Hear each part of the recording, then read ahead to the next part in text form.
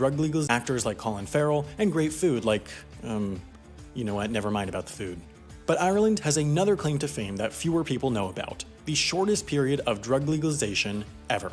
Relaxation of drug policy is a growing worldwide political movement. In the US, cannabis is legal in at least some form in 33 states. Some countries, like Portugal, have decriminalized all drugs and have started treating drug use and possession as a public health issue instead of a criminal one, and while Ireland has started to move towards decriminalization and relaxation of medical marijuana laws, nobody in Ireland meant to move towards legalization quite as quickly as they did on March 10, 2015, the day when Ireland accidentally legalized drugs. So you might be wondering, how can you accidentally legalize drugs? I mean, sure, people make mistakes, but usually it's something like spelling Singapore like this or putting Melbourne here. Legalizing crystal meth seems like a pretty big and avoidable mistake. Did the whole Irish Parliament get a little too into Breaking Bad and take their Walter White cosplay too far? Well, not exactly.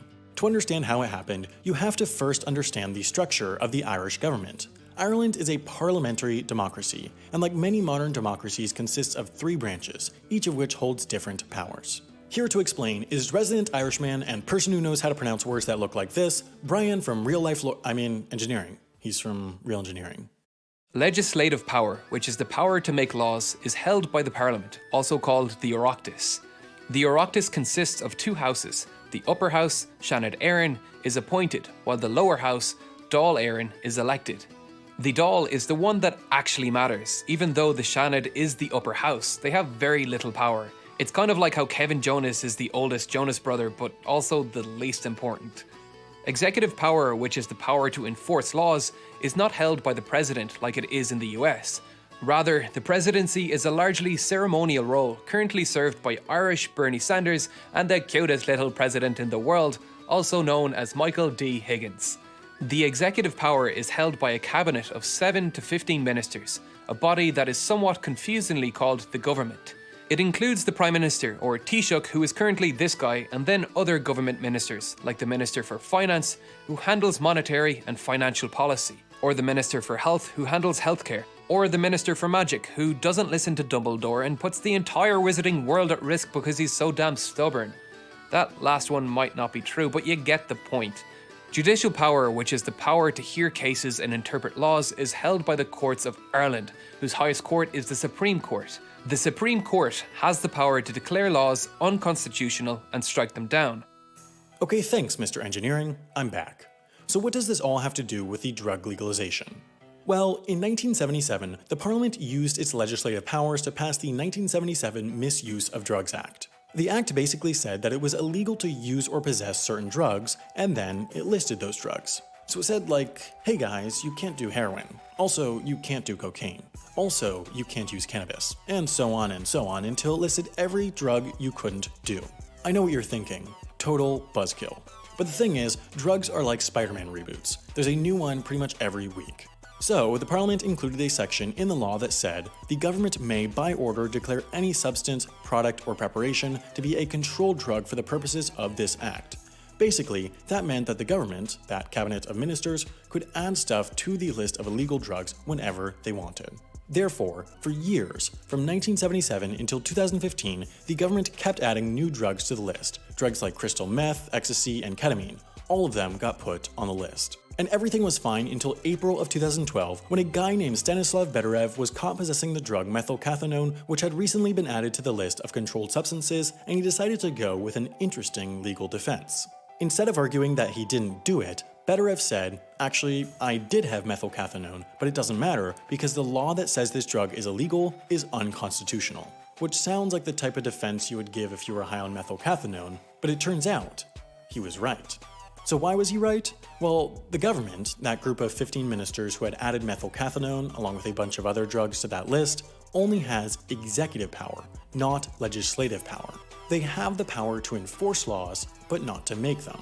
What the Irish Court of Appeal said was that every time a drug got added to that list, it was basically the government making a new law, which they aren't allowed to do because only Parliament can make laws. So, the court said that every single time a drug had been added by the government to the original 1977 list, it had been unconstitutional, which meant that every drug that had ever been added to the list was now legal. This is all how, for a single day in March of 2015, crystal meth, mushrooms, ketamine, ecstasy, and over 100 other drugs became totally 100% legal to possess and use. The Irish Parliament tried to fix it, but they could only act so fast. The decision was made on a Tuesday, and even though the Parliament immediately passed a new law making all the drugs illegal again, the law didn't go into effect until Thursday, which meant that for Wednesday, March 11th, 2015, if you were in Ireland, you could go full Scarface and there wouldn't be a thing anyone could do to stop you. Now, certain jobs require a lot of measuring and mixing ingredients, which requires a decent grasp of math. I'm talking about baking, of course. No matter what you do, you could probably use a brush up on your math skills, which you might have learned decades ago in school. Brilliant's Mathematical Fundamentals course is a great way to do exactly this, and then they have more